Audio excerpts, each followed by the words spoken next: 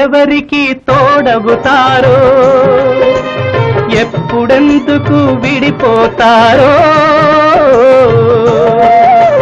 మమతను కాదని వెళతారు మనసే చాలని ఉంటారు ఎవ్వరి పయనం ఎందాకో అడగదు ఎవ్వరిని బదులే దొరకదని అడగదు ఎవ్వరిని బదులే దొరకదని ఓ బాటసారి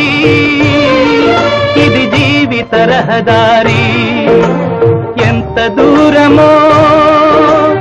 ఏది అంతమో ఎవరు ఎరుగని దారి ఇది ఒకరికి సొంతం కాదు ఇది ఓ బాటసారి ఇది జీవిత రహదారి